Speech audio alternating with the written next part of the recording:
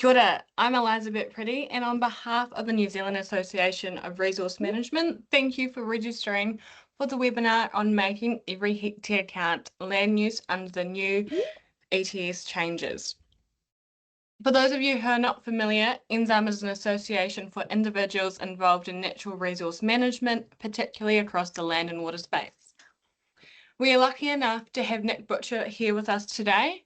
Nick is the CE of CarbonCrop and has been working alongside him and his team to make our work a little bit easier. Before I hand over, if you have any questions, would you please put them in the Q&A and we will address these towards the end. Awesome, thank you, and I'll now hand over to you, Nick. Thanks, Eliza. Afternoon, everybody. So to start off, I think we build this as making every hectare count. As I read that, I felt that it was a massive overreach because obviously there's a huge amount to making every hectare count in the context of a farm, and a lot of it doesn't necessarily have anything to do with trees. So this is much narrower than that. We're talking about really how to make sure that you make the most of and avoid pitfalls associated with the specific new regulations around exotic forests within the ETS. I've reused this title from one of our own webinars because I liked it so much. So make your own LUC, because it's all about LUCs. So basically today we're talking about working with the new LUC-based ETS registration restrictions in farm forest.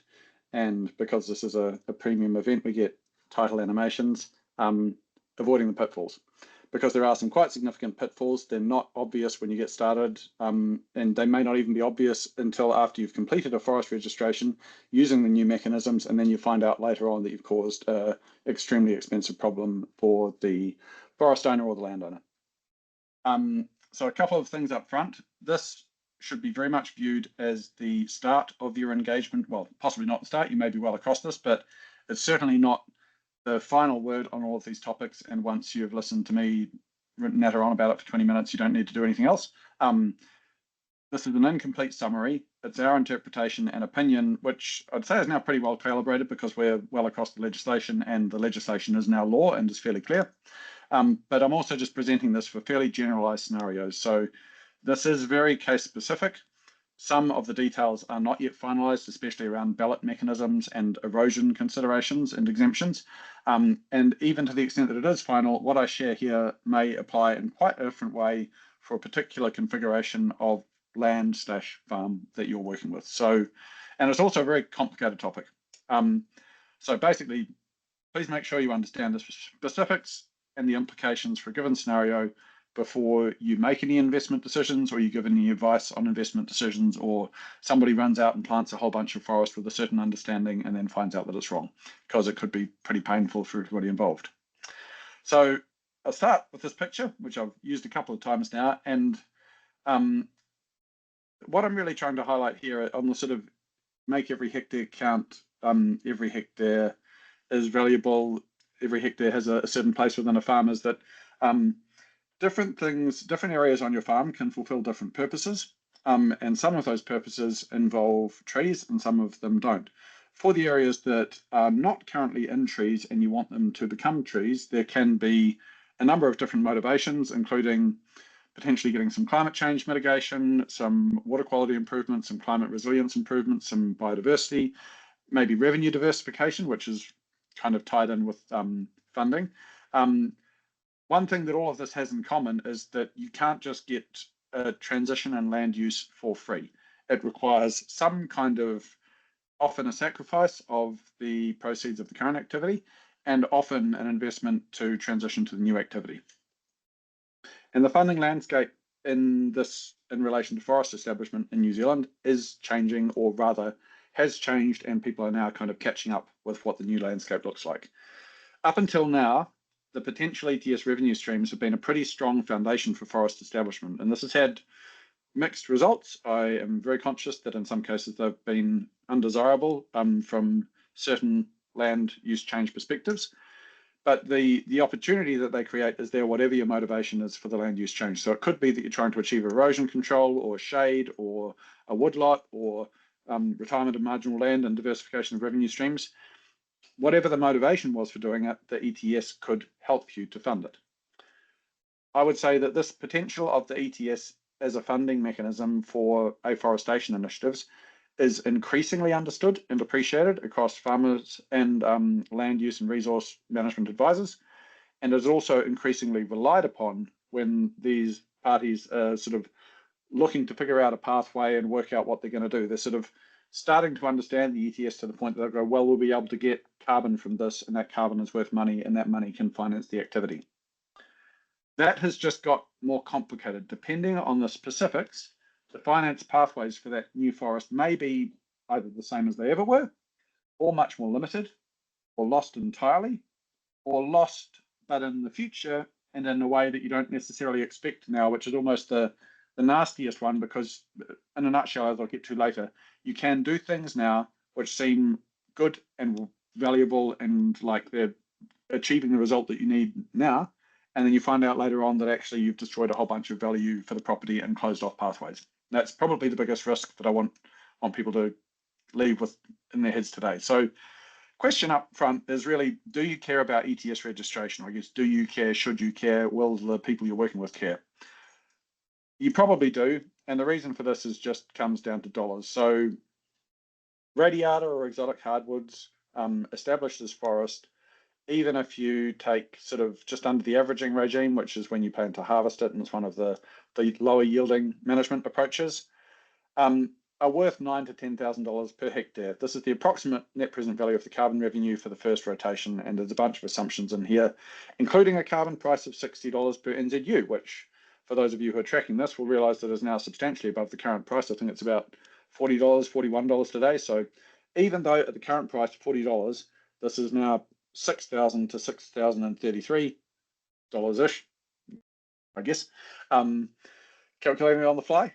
That's still a lot. It's a lot more than what the transition would cost, and it's a lot more than some competing land uses currently go for this kind of activity. So to the extent that you want to plant forest for another reason, this revenue stream is a massive enabler, and if you don't have it, it's probably going to scuttle your plans.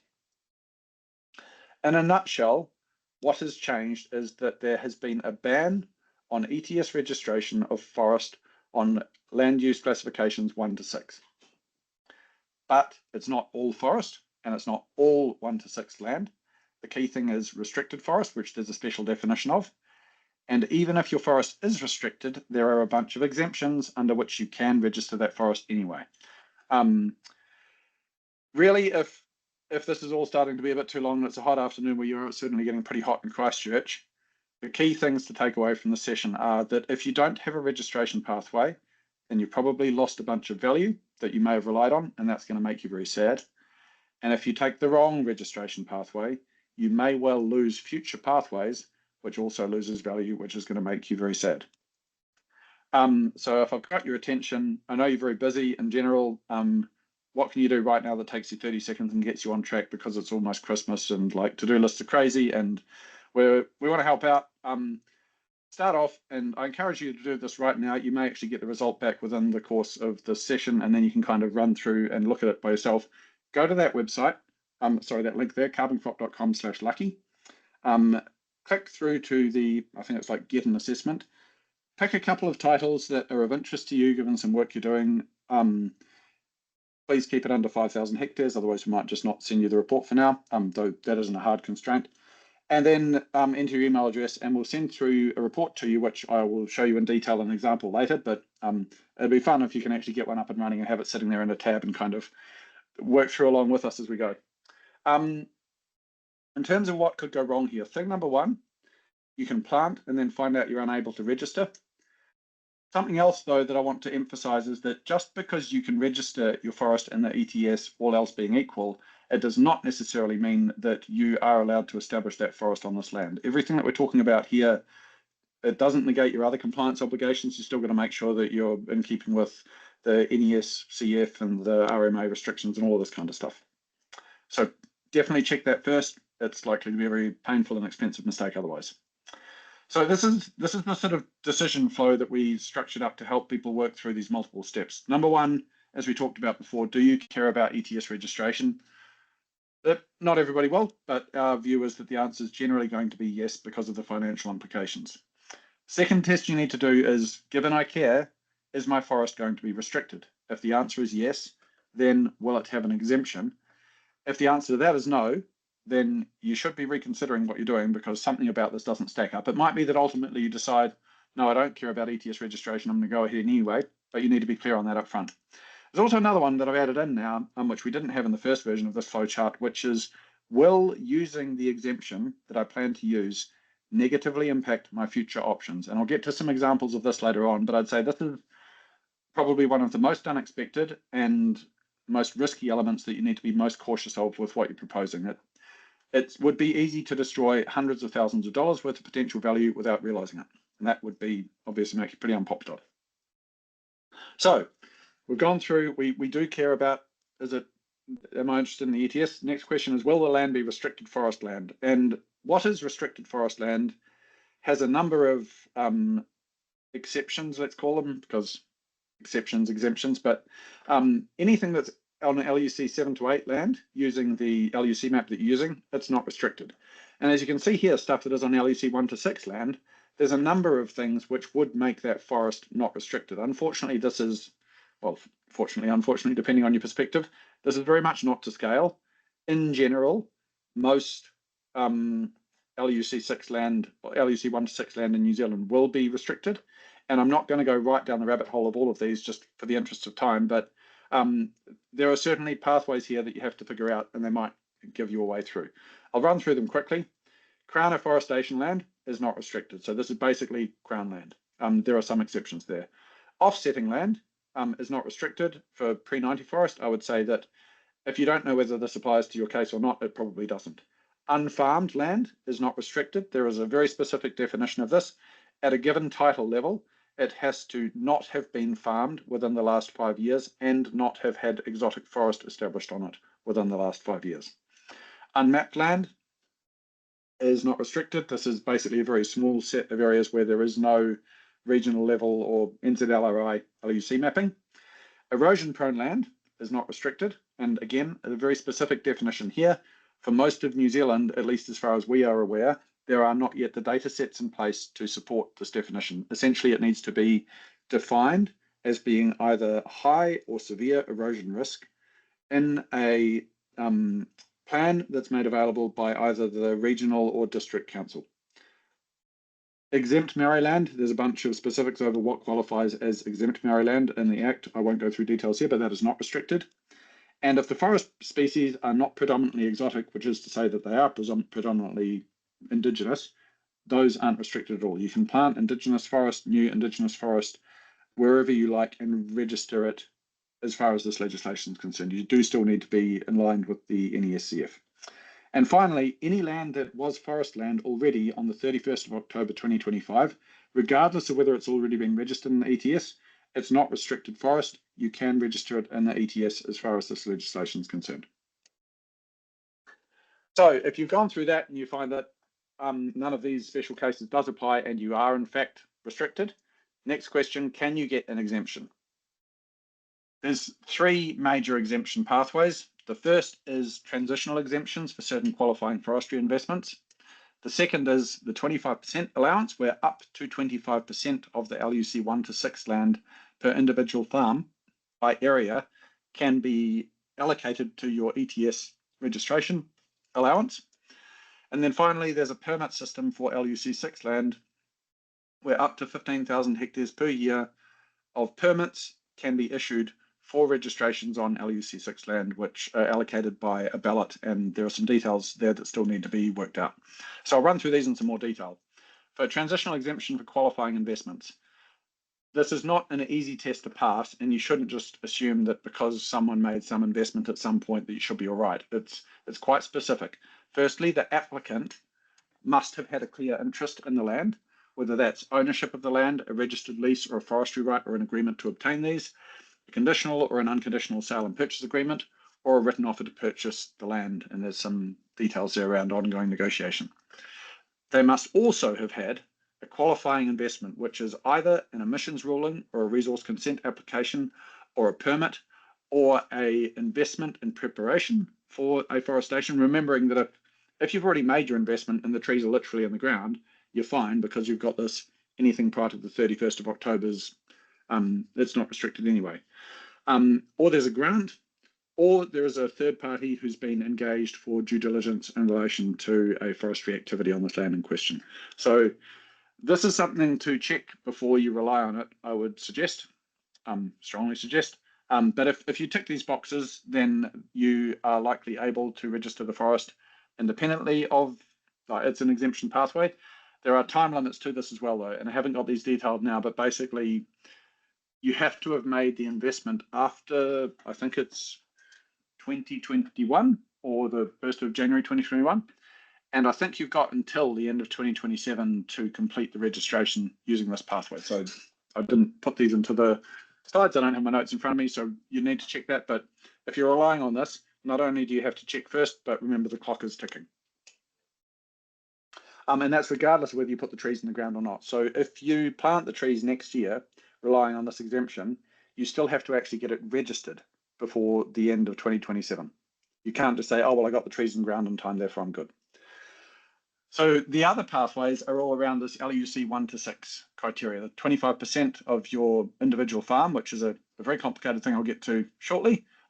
Well, it's not especially complicated, but there's a lot of ways it can go wrong if you misinterpret or misapply the rules. And then finally, this permit scheme, which is relatively simple, but constrained, and you can't guarantee that you're going to get a permit. The LUCs that matter here, like, and I mean matter only in terms of the legislation, basically anything from LUC 1 to 5 is equivalent as far as the new rules are concerned. LUC 6 is also, it's a thing by itself, but for some of the provisions it gets lumped in with 1 to 5. And 7 to 8 is also the tour equivalent. I've coloured them here the opposite to what you usually see. Like usually LUC 1 is the bright green, beautiful, lush pasture that you could grow anything on or put a vineyard on. And LUC 8 is the red rocky top of the mountain. Sheep can't climb there unless they've got ice axes and crampons. We've flipped the colours because the LUC 7 to 8 is the safe stuff in terms of registration pathways under these rules. LUC 1 to 5 is the most restricted, and LUC 6 is pretty restricted. And these restrictions and LUC classes kind of interact in a complicated way. Basically, LUC 6 land can access the permit pathway, so it is restricted, but you can apply for the ballot. LUC 1 to 6 land is all restricted, contributes to a 25% allowance, but you can use the 25% allowance. And LUC 7 and 8, it's unrestricted, it doesn't contribute to your allowance. So if you've got a farm that's, I'll maybe quickly touch on this now because I'm not sure if I address it later. If you've got a farm and it's 1,000 hectares and 900 hectares of that farm is LUC 7 and 100 hectares of it is LUC 1 to 6, your 25% allowance is calculated against the 1 to 6 bit. So you only get 25% of 100 hectares, which is 25 hectares to allocate across your 100 hectares of LUC 1 to 6 land. You can't kind of say, oh, well, I've got all of this LUC 7, surely I get 25% of that to put on my 1 to 6. They're ring-fenced and separated. In addition to this, there's the high erosion land, which, because the LUC maps in particular, the regional ones are pretty low resolution. High erosion land, depending on the derivation of it, can appear pretty much anywhere, and it basically gives you a pass for that area. So which LUC to use and when? There's actually two versions that can apply. There's the variously called region level LUC mapping or national NZLRI LUC mapping. This is the one it's freely available for most of the country. When you look at your farm at this map, you'll probably go, that doesn't really capture the subtleties of my farm very well. And you'll be right. It's not really intended to.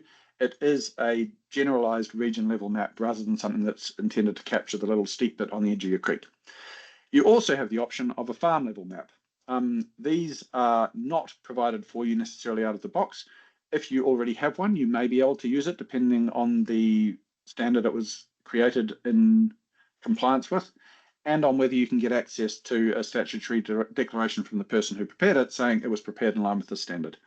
The key point is that you can choose which one you use, and you can change it application by application by application, even for a given title, which is not what our earlier understanding was and something that we're clarifying versus previous guidance we've given. You don't have to stick with a given LUC mapping resolution over time, but it does kind of have implications over time which remain complex. So just an example of how much region level versus farm level can vary. This is a farm with a region level LUC map. You can see, I mean, it's hard to tell because we don't have the geometry of the farm. We don't know it particularly well, but there's sort of rivers and valleys and hilltops and stuff going through there. And a lot of it's just lumped in as, oh, it's pretty LUC 6y. So it's all LUC 6. If we look at the farm level mapping of the same farm, you can see that it captures a lot more of the details around the property and the specific variations.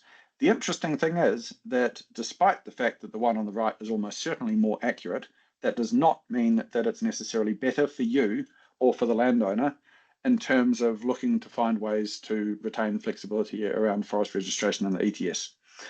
It all comes down to where do you want to plant exotic trees that you want to register in the ETS. So if we look at this farm, between the region scale and the farm scale, the region scale map thinks that there's a lot less LUC 1 to 5 land, but a lot more LUC 6 land, and a lot less LUC 7 to 8 land. So if you're really wanting to plant mostly on the 7 to 8 land as far as the farm scale mapping is concerned, you should use the farm scale map because that gives you a lot of 153 hectares where basically you can do what you want. However, the farm scale map only gives you 210 hectares versus 235 hectares of this 25% allocation, which you can sort of distribute as you like. And it only gives you the opportunity to try for the ballot pathway for 382 hectares rather than 623. So neither one is necessarily better in and of itself. It all depends on what you're looking to achieve in terms of potential transitions in land use with post October 31st, 2025 exotic forest. So how to choose? Firstly, consider if and where you might want to establish exotic forest now and into the future. Assess this against the NZLRI map, assess it against the property scale map, and if you don't have one, have a think about whether it's likely to be to your benefit given what you know of the farm. Remember that the region level erosion maps may give you another sort of unrestriction pathway that can be probably more closely correlated with the LUC 7 stuff on your farm level map.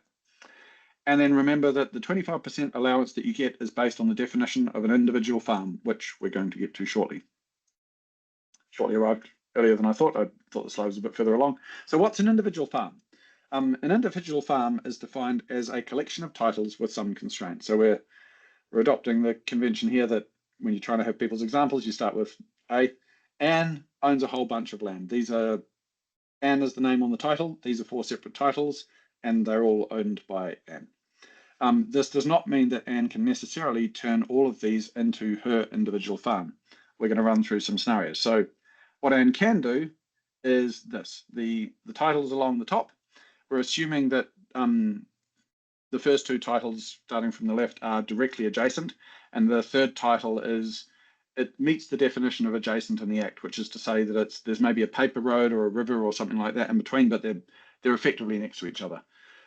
They can be an individual farm together. This other title, which is further away, obviously I don't have a scale here, but it doesn't meet the adjacent definition.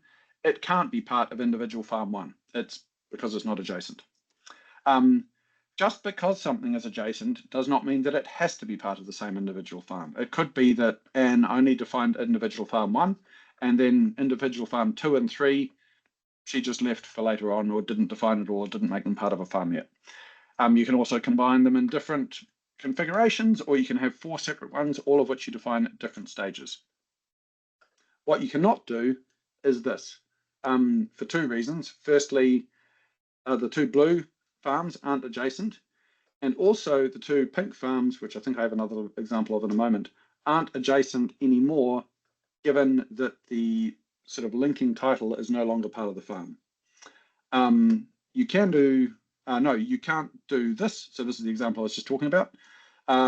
We've now kind of tried to separate the 2 titles in individual farm 1, so they're now no longer adjacent. You can't join them together.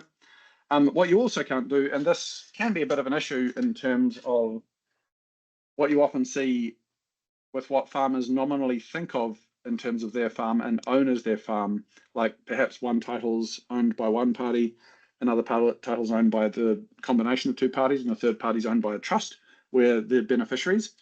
At least as far as we currently understand it, that you cannot create an individual farm with that structure because the owners are not the same, and the test is around the specific ownership. If the names on the title are different, our expectation is that that won't be able to form an individual farm unless before defining the farm, you go through and change the ownership to consolidate it. I realize I probably used the word individual farm about 57 times, and it all seems like way down in the minutiae and really boring and painful and not like something you want to have to figure out just when you're trying to work out a good land management strategy, which is about the sort of the real land, not the abstract representation of the land. The reason that this is a big deal is that each title can only be part of one individual farm once for one owner. So if you take the wrong approach here, you can't go back, and you can basically inadvertently restrict or remove entirely this 25% pathway, which in our view is likely to be the most accessible and common pathway for people to register new exotic forest in the ETS for the foreseeable future. So to look at how this can go wrong, I've come up with a very non-exhaustive set of scenarios. We could probably come up with 50 more if we sat around with a whiteboard, but just to kind of get you thinking about possible pitfalls. One example, then we're just assuming for this that it's all just LUC 6 land. Let's assume that you start off and you have a big title and you want to register a little pocket of forest up in the corner, and you do so, and then down and completely the opposite, and you do so by defining it as an individual farm and using the 25% pathway, which requires you to say this big title is part of my individual farm. Then you subdivide off a tiny bit of the opposite corner. This subdivision will result in 2 new titles. Both of those titles will have a notation on them that they have previously been part of an individual farm, which means that you cannot define them as part of a new individual farm. If you want to be able to access the 25% pathway, you have to have them as part of a new individual farm, which means that after just registering this tiny little bit in the corner and then going through the subdivision, you've now lost that 25% of your whole farm. And if, to put these numbers in perspective, let's say it's a 1,000-hectare farm, and let's say you sort of proceed in good faith and use the 25% pathway to register 3 hectares of forest. You've still got 247 hectares of entitlements left. Then you subdivide. All of those 247 hectares of entitlements are lost to the new titles, even if they're under the same owner. And that 247 hectares at, let's take our figure before of $6,000 is, I hate to think, 250 odd times 6,000, 15 million, I think. Sorry, I don't want to get this wrong. So 247 times 6,000. No, 1.5 million. Okay, so it's not as bad as it could be, but that's still an awful lot of money to just have evaporate into thin air because you misunderstood the minutiae of a registration mechanism. Obviously, that's the worst case, assuming that you did want to register the whole thing at some point. Another thing that could go wrong, you could register on a single title and then decide that you want to go and plant somewhere else as well on an adjacent title. Like you might be trying to, I'm not going to turn all of my titles into a single farm because I'm worried about how it could kind of limit my future options for those titles or create costs associated with those options. I'm instead going to keep them as 2 separate titles. And I've got this first title. Here I'm suggesting that it's all LUC 6 land, but that 80% of it's already forest. Now, the way this works is that you still have the rights to register up to 25% of the area, of the total area in new forest. And you could define that and say, well, I'm only going to use it for this little bit here. So you've possibly only used up, say, 25% of your 25% total entitlement for the thing. Later on, you decide that you want to go across and use the remaining combined 25% on the separate title next door. The problem is that you can't, because when you started, you didn't define it as part of your individual farm, and you can't go back and add it in, which means that it can still have some 25% allocation, but it's only based on the area for that independent title by itself as a new individual farm. So you'd probably find this out once you went to do the new registration, or hopefully while you're doing the forest planning. And that might mean that you go, okay, fine, I'm much more limited than I thought. I'll only register the smaller area. It wouldn't necessarily lead to you having forest that you can't register, but it could lead to you having land that you can't transition to forest. And if this was the area that was most suited on your farm to being transitioned to forest, and this includes, remember, silvipastoral activities, then you're going to be very frustrated. I can't remember what I did with the registrations here. Oh, yeah, similarly. So if you have a little land that you register on a large title, so let's say that you've got, this is for the scenario I described before, you've got your 1,000 hectares, that gives you a 250 hectare registration entitlement, you register 3 hectares of it. The new owner of that, once you sell the entire property, they lose all the remaining 247 hectares. You can't hand it over to them with the sale of the land, which means that if you started on this pathway, you'd want to be quite sure that you were going to continue most of the way through using up your available registration allocation before you sold the property, or possibly you might even want to hold off until you sold the property so that the new owner can inherit a clean slate and it hasn't been defined as an individual farm, which means that they still can define it as a new individual farm with the benefits accruing to them. Similarly, if you register a block of land using this pathway and you define your land as an individual farm, and then you buy an adjacent block of land off your neighbour, you still retain potentially the entitlements for those 2 blocks, but you can no longer combine them, which meant if you were looking to buy the neighbour's property to help you convert the remainder of your property, that option will be off the table. Where if you just waited until after you'd acquired the neighbour's property, you would be able to do what you liked. You'd be able to define it as an individual farm and access the 25% for the full area. I realize that was like way down a rabbit hole. Apologies. We don't know a simpler way to explain all of this other than basically it's complicated. There's lots of fish hooks. You really need to figure out the risks and the pathways before you get too far down any one of those pathways. To reiterate, you can make more than one application using the 25% allowance, but if since the first application in respect of an individual farm, the ownership of the record or records of title has changed, or the farm boundary has changed, you can't. We aren't happy about this. We think that it's going to cause all sorts of issues with succession planning and similar, and we really hope to see it amended in the future. So yeah, in a nutshell, considering the planning and use of the 25% exemption, an individual farm decision is probably the most critical and least reversible decision that you can make in respect of this legislation, with the exception of like planting a whole bunch of trees in the ground. Despite that, we think that this 25% entitlement is probably going to be by far the most accessible and lowest risk pathway to restricting forest registration for most farmers for new investments, but you have to plan ahead. That done, I'm happy to say that the LUC6 permitting framework is simpler, but it is not necessarily as reliably accessible. So for the LUC6 land class permits, basically the way these work is, and I may repeat this, if you have LUC6 land on your farm, then you are allowed to apply for a permit to register that LUC6 land in the ETS. It does not have to be forest at the time you apply for the permit. You can apply for the permit in advance, and then if you get the permit, choose to make an application. These permits are issued annually up to a revisable, but currently set at 15,000 hectare limit. You should apply ahead of planting. You do not need to own the land to make the application, but you do need the consent of the landowner. The reason this can be relevant is that some developer may be looking at a partnership with the landowner where they're going to establish a forestry right or a forestry lease, but it needs to be conditional on receiving a permit. They can apply for the permit with the landowner's permission, and then once it's approved, they can proceed with the other activities. This isn't confirmed yet, but it's likely that there is going to be a fee for the application. We don't know what that's going to be, and we don't know how it's going to work, whether you can apply for free and you have to pay the fee if you're selected, or whether you have to pay and you roll the dice, or we don't know how it's going to work. There are also 2 ballots per year. Similarly, we don't know how those are going to work yet. It may be that they happen almost consecutively within the same day, and it's just a legislative mechanism. It may be that there's one early in the year, one that's late in the year. There is a reserve allocation for small applications, which I forget the threshold that they're defined at, but it's in the, I think, less than 100 hectares. Anyway, details to come. These permits are randomly allocated to ballot applicants.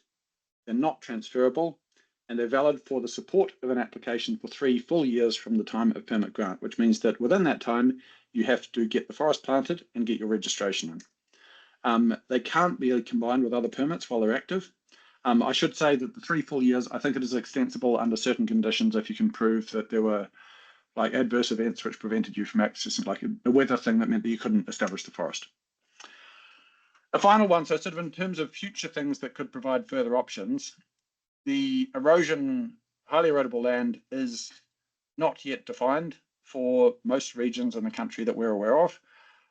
It tends to align more closely with LUC 7 and 8 land, and it could mean that you could use and it tends to be higher resolution as well, rather than just sort of really broad strokes regional level. You'd hope that it would be somewhat more aligned with the reality on the farm. The one on the right here shows this, the highly erodible land layer, which is not a layer that meets the definition, but it is a pretty high quality layer in our view that I think it's Manaki Whenua creates and distributes. Apologies if I've got might be Lynn's, to anyone listening, sorry if I got it wrong there.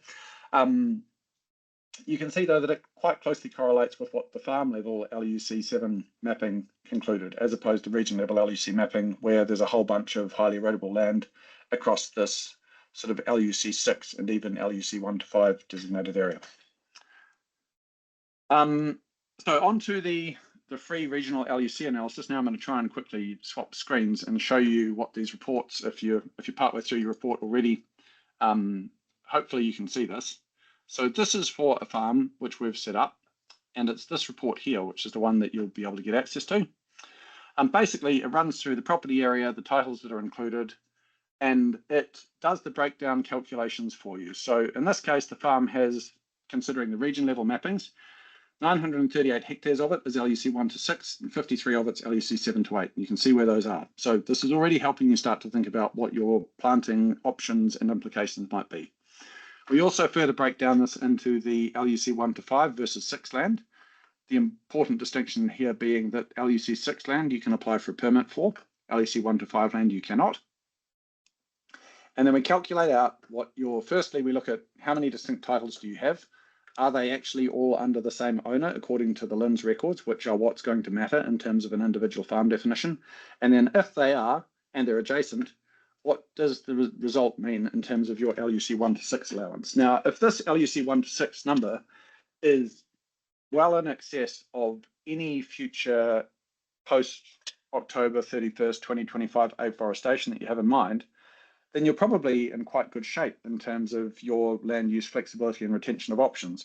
However, you still need to make sure that all of these potential transfer of ownership things don't happen in a way that you're not anticipating and planning for and expecting, because this number here can suddenly drop to 0 unexpectedly if you follow a pathway that you didn't have in mind. We also show the remaining LUC 1 to 6 land and then the 7 to 8 land. And basically, if you think this topic might be relevant to you and you're concerned about whether you're impacted in a particular context, just go to that website I threw up before, carboncrop./lucky, and it will repeat most of the information that I've shared over the course of this webinar in a much more context-specific form that will hopefully it won't tell you the answers, but it will start to paint the path that you need to follow to get to answers. From that point on, we anticipate there's a whole bunch of other questions that will start to come up, like what's my restricted versus unrestricted unforested area? How much of my existing forest is ETS eligible? What would it return? What are my options for silvipastoral forestry and future forest in my less productive areas? Like, I won't read these through. This report is generated using the CarbonCrop platform. These additional features and many others are coming, either already exist or are coming on the CarbonCrop platform. You may be able to access CarbonCrop either for yourself or for landowners that you're working with through their catchment group. If you can't and you're interested, you can express your interest again through this portal. So go there and tell us what you need. In a nutshell, I would say that while the funding landscape has changed, funding remains available for most landowners to achieve good outcomes for their farms. The key is that you have to make a plan, figure out the pathways, and understand the future implications of what you might do now. Thanks very much for your time and attention. I don't know if there's been any questions that came in over the course of this, because I can't see the little Q&A thing, but I'll stop sharing that and maybe it'll appear. Eliza, have you? Thanks, Where Nick. am I with? We've got a couple of questions that had come through. So this first one here from Michelle, what if the person who made a farm scale LUC map can no longer provide a declaration? Are there alternatives to use farm scale maps? I think this is still being explored, but as best we're aware, you would have to get it essentially remapped by someone who is prepared to make a declaration. It's also unclear how it works. If you had the map done by a company, and the company is still around, but the person who did the map is no longer at the company, it may be that the person has to make the declaration. So this is a bit of a grey area, but in general, if they can no longer provide it and you can't get a statutory declaration for that map, you have to get a new map. It may be, though, that you can work with a new provider who can look at the map and the basis on which it's been created and go, that looks legit to me. They clearly knew what they're doing. I'm not going to reinvent every part of the wheel. I'm happy to give you a new map on the basis of your current map, and I'm happy to sign off on a statutory declaration. But that's going to be at their risk. They're the one who's saying that this map has been prepared in line with the standards. And if they've got concerns about it, they might be a little bit cautious. So I would say there's not a super easy pathway, but there is likely to be one in some form.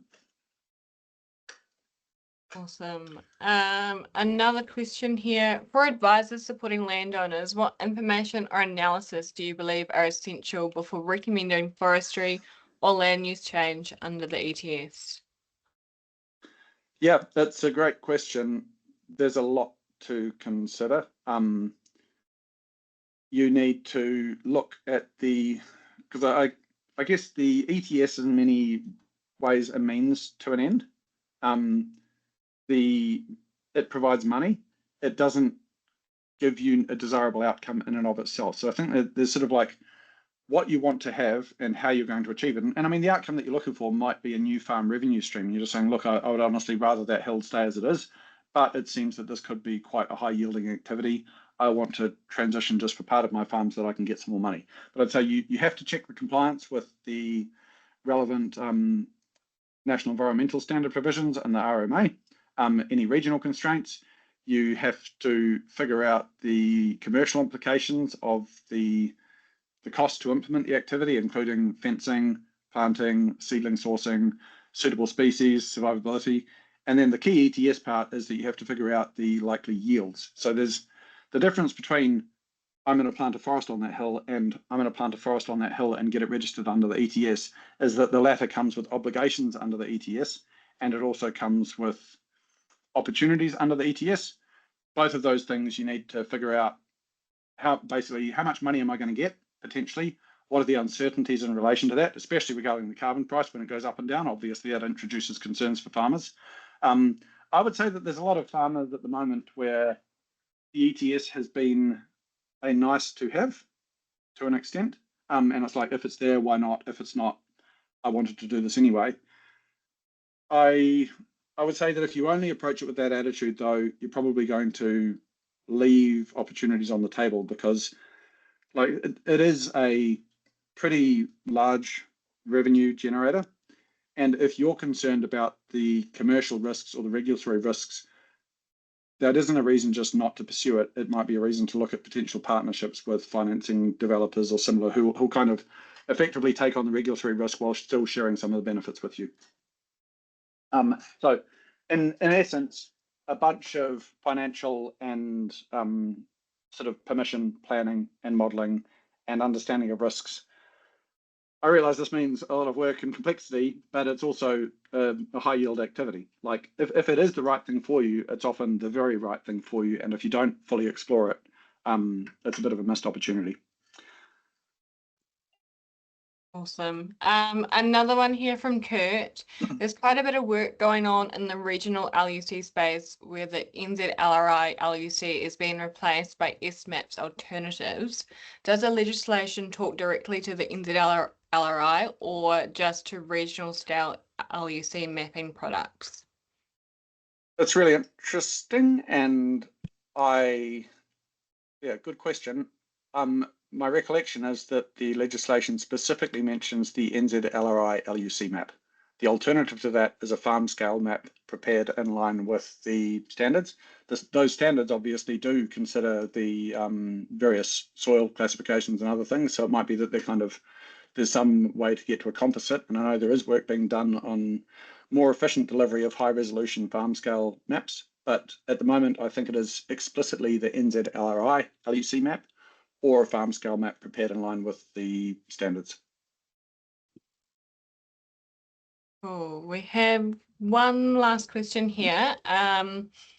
Given the structural settings of the ETS have changed, how do you expect the role of forestry, exotic or native, to evolve in New Zealand's climate strategy over the next 5 to 10 years? Yeah, it's a very good question. I would say that actually the structural settings of the ETS have not changed particularly much in the last year or two. It's more that on like certain structural aspects are persisting and they're getting closer to the point that they might start having a significant impact on the supply-demand dynamic. I am unapologetically one of the people who feel that the market significantly overreacted to the recent ETS announcements, which is, I make a distinction there between that and the methane announcements, which in my view are quite different, and maybe there's even an underreaction there. I think there's two big parts. One is just the market's confidence and landholders' confidence in the ongoing commitment to the ETS, which the current and past governments have all signalled that it remains the key mechanism that they anticipate to help New Zealand meet its climate goals. Beyond that, the structural settings are really how much. Oh, and I apologise here.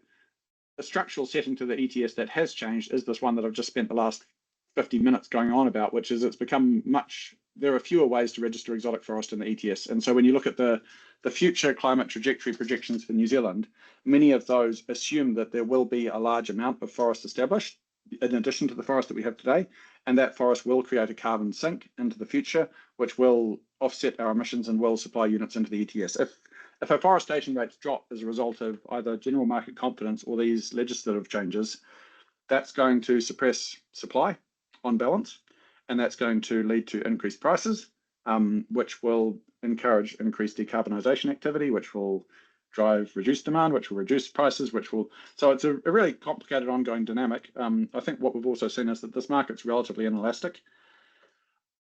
In a nutshell, though, I would expect the role of forestry that's assumed to reduce in the future under the current settings. So you should be adjusting your expectations, all else being equal, to assume that there's going to be less forest and it's going to deliver less carbon removals and will be more reliant on other mechanisms, all else being equal.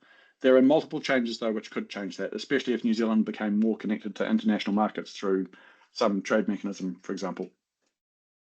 There was one other one I think we jumped past around significant queuing or supply side constraints. I would say queuing in general, in terms of so there's the capacity to provide this guidance.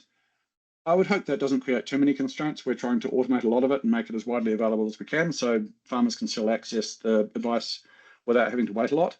The biggest supply side constraint really is the one that's mentioned in the question. Like, the permits are only available for 15,000 hectares a year. Recent afforestation has been significantly in excess of that. Whether or not it is this year is an open question, and whether or not it will be next year, given the uncertainty, is an open question. But the permits themselves, because they provide optionality, are probably going to be quite valuable to have. And I would expect they're oversubscribed. It all comes down to a question of what does it cost to get your hands on one, and how does that cost change depending on whether you do or don't use it. So yeah, the LUC6 permits, I'd say, are the main thing where there's likely to be queuing. Awesome. We've just got one last question here from Sally. How does space planted poplar and willows get affected, or the feasibility of entering the ETS? Are there any loopholes? Yep.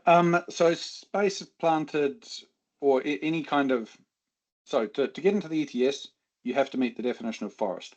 Definition of forest has an area constraint and a canopy cover constraint. The canopy cover constraint is 30%. So your trees have to exceed 30% canopy cover once they grow to maturity. Other than that, you can plant them in whatever density and configuration you like, in whatever combination of species you like, as long as they hit that threshold. So Space planted poplars are very common historically as an erosion control and even a shade species and a fodder species. You could do space planted totara, you could do space planted manuka, you could do space planted eucalypts. You just have to hit these key thresholds. To the extent that your space planted or otherwise species are predominantly exotic, they are affected by this legislation the same as any other exotic forest. A key difference, though, is that often space planting is done for erosion control purposes.